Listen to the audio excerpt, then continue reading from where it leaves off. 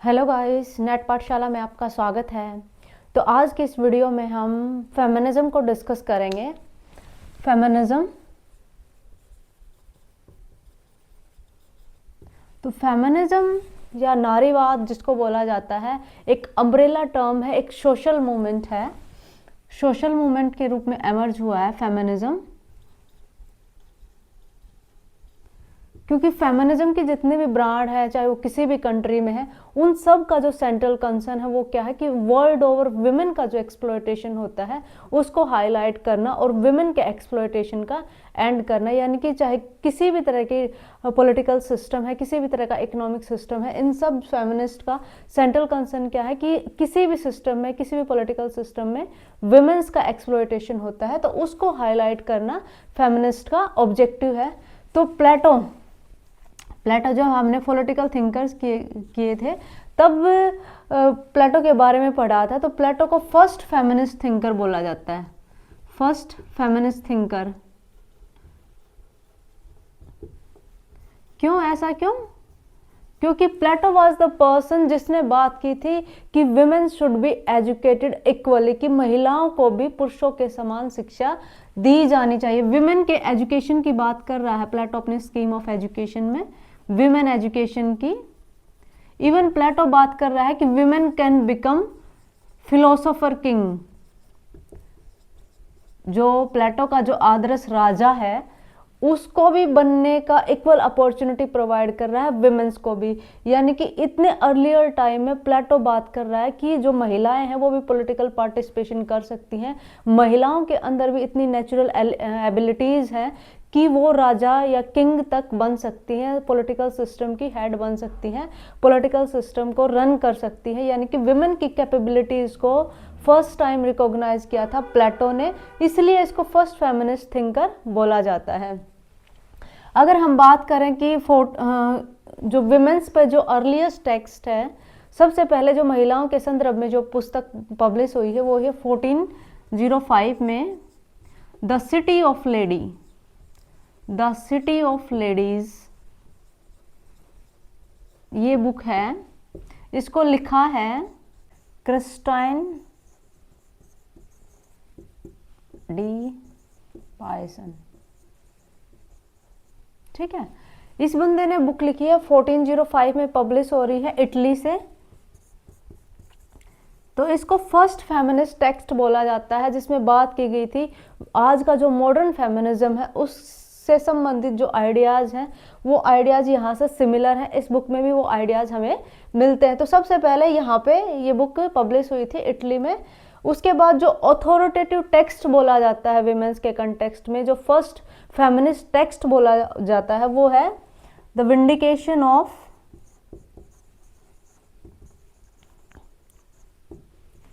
Rights of women. ये book किसने लिखी है? मैंने अपनी रिसेंटली वीडियो डाली थी, उसमें मेंशन किया था। ये बुक पब्लिश हो रही है 1792 में और इसकी ऑथर है मैरी वुलस्टोनक्राफ्ट, जिसको मदर बोला जाता है लिबरल फेमिनिज्म की। तो ये फर्स्ट अथॉरिटेटिव टेक्स्ट है, 1792 में पब्लिश हो रहा है फेमिनिज्म पर। और इसका जो कंटेक्स्ट था ये फ्रेंच रेवोल्यूशन था, क्योंकि जो फ्रेंच रेवोल्यूशन था उसमें बात की गई थी राइट्स ऑफ मैन। क्या है? राइट्स ऑफ मैन की बात की गई थी और फीमेल के राइट की कहीं पर भी बात नहीं की गई थी। इसलिए मैरी वुलस्टोनक्राफ्ट फ्रांस के कंटेक्स्ट में इस बुक को लिख रही हैं, जिसमें वो महिलाओं के राइट्स की बात कर रही हैं। ओके। उसके बाद 1848 में सिनेका फॉल कन्वेंशन, यूएस में ऑर्गेनाइज की गई थी ये कन्वेंशन, ठीक है।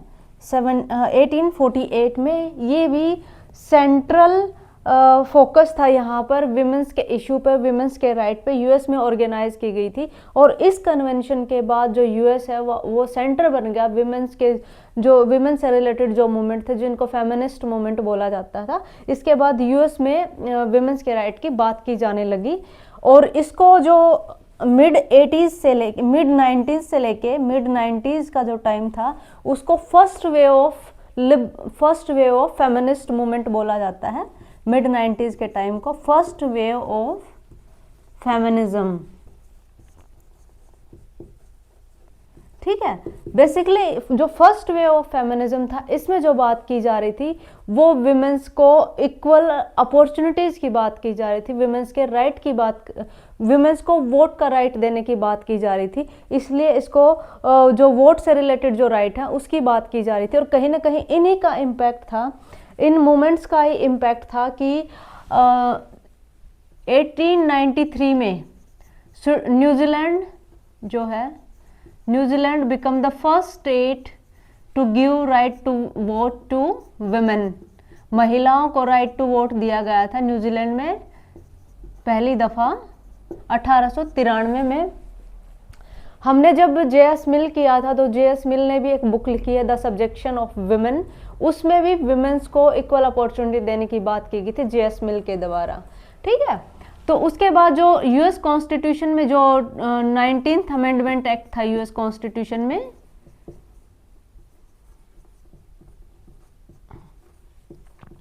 उसमें बात की गई थी महिलाओं को राइट टू वोट दिया गया था। यानी कि जो ओरिजिनल कॉन्स्टिट्यूशन था यूएस का, उसमें महिलाओं को राइट टू वोट नहीं दिया गया था, लेकिन यूएस कॉन्स्टिट्यूशन में 19वें अमेंडमेंट एक्ट के तहत महिलाओं को वहां पर राइट टू वोट दिया गया था। ये 1920 में है। ठीक है, और उसके बाद 1928 में ब्रिटेन में महिलाओं को राइट टू वोट दिया गया था। यानी कि ओरिजिनल कॉन्स्टिट्यूशन में ब्रिटेन में भी बात नहीं की गई थी महिलाओं को राइट टू वोट देने की।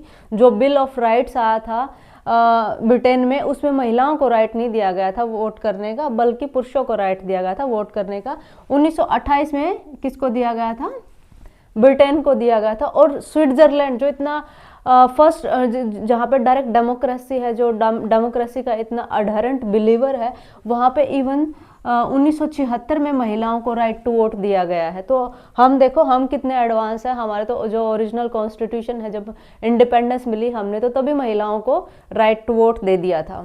ओके, तो ये जो बेसिकली जो राइट टू वोट देना, ये पॉलिटिकल राइट्स प्रोवाइड करना, जो फेमिनिज्म के जो डिफरेंट स्कूल है, डिफरेंट ब्रांड है, लाइक लिबरल फेमिनिज्म है, मार्क्सिस्ट सोशलिस्ट फेमिनिस्ट है, रेडिकल फेमिनिस्ट है, उनके अलग अलग पर्सपेक्टिव है कि महिलाओं को किस तरह के राइट्स की आवश्यकता है, किस तरह के राइट्स दिए गए हैं, किस तरह का एक्सप्लॉयटेशन होता है। मिड 90s से 1960-70 तक का जो टाइम है उसको फर्स्ट वे ऑफ फेमिनिज्म बोला जाता है। उसके बाद हम बात करते हैं कि क्या कुछ सेंट्रल कंसर्न है फेमिनिस्ट की। उसके बाद हम डील करेंगे डिफरेंट जो ब्रांड्स है फेमिनिज्म की, उससे रिलेटेड जो थिंकर्स हैं, उनकी बुक्स हैं, उनकी स्टेटमेंट है, और क्या कुछ उनकी सेंट्रल कंसर्न है। डिफरेंट जो स्कूल है फेमिनिज्म के, उन सब की जो सेंट्रल इशू जो हाईलाइट करते हैं वो क्या है कि जो विमेंस हैं दे आर नेग्लेक्टेड, विमेंस को नेग्लेक्ट किया गया है। इवन जो पॉलिटिकल थ्योरीज है उसमें, पॉलिटिकल प्रैक्टिसेस हैं उनमें भी विमेंस को नेग्लेक्ट किया गया है। फेमिनिस्ट कहते हैं कि ट्रेडिशनल पॉलिटिकल जो थिंकर्स हैं, लाइक एरिस्टोटल हैं, एरिस्टोटल कंजर्वेटिव थिंकर है, रूसो है,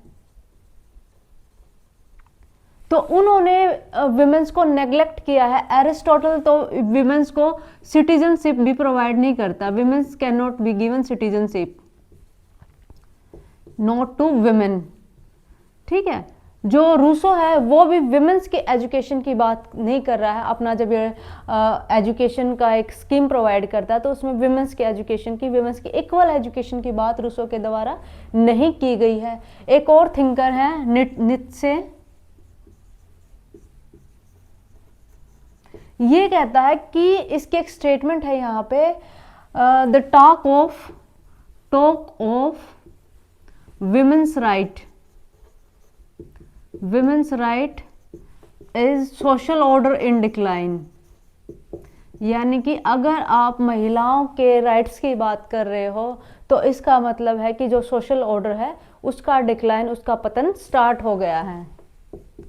यानी कि देखो कितना कंजर्वेटिव व्यू है कि महिलाओं को एक उनके राइट्स की बात ही नहीं की जाती। ये कह रहा है कि विमेंस को ये ऑब्जेक्ट के रूप में, यहाँ पे कि महिलाएं एक वस्तु है, एक ऑब्जेक्ट है, ऑब्जेक्ट के रूप में ट्रीट कर रहा है नीत्शे।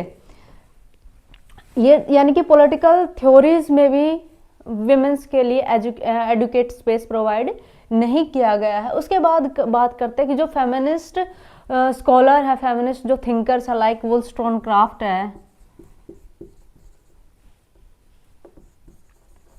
वुllstonecraft है, Simon D,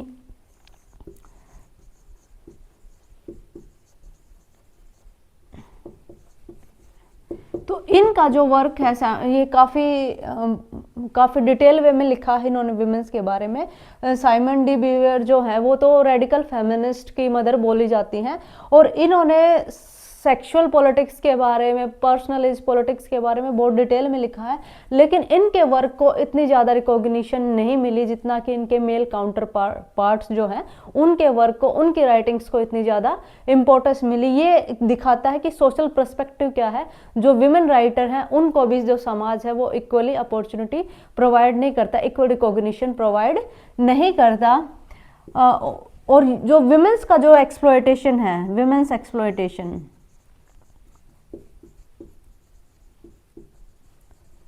is universal phenomena.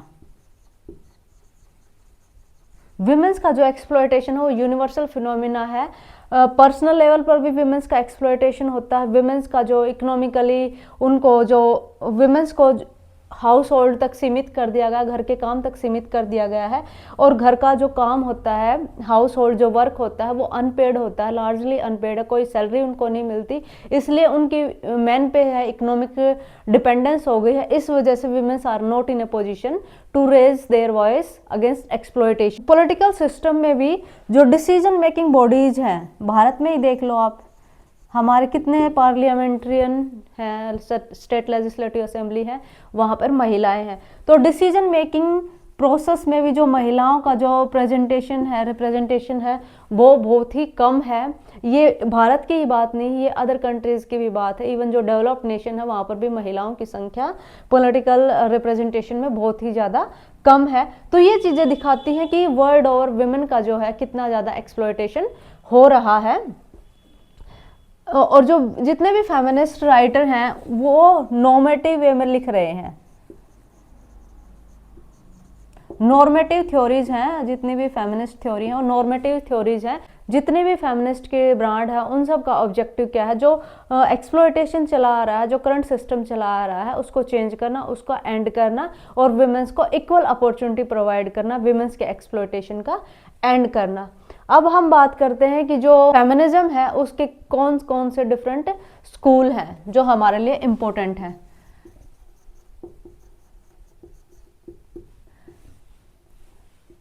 तो एक तो लिबरल फेमिनिज्म, जिसकी मदर मैरी वुllstonecraft को बोला जाता है। एक है सोशलिस्ट मार्क्सिस्ट स्कूल, इसको एक ही कैटेगरी में रखते हैं, ठीक है। एक है रेडिकल स्कूल।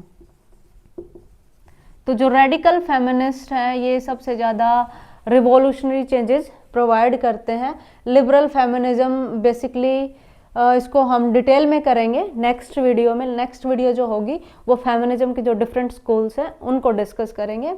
तो thanks for watching this video. यहाँ पे जो क्वेश्चंस आ सकते हैं, कन्वेंशन कब हुई है, अदर थिंकर्स के क्या व्यूज हैं, बेसिक कंसर्न क्या है फेमिनिज्म की, ये यहाँ पे क्वेश्चंस आ सकते हैं। Please like, comment, share, subscribe my channel. Thanks for watching this video.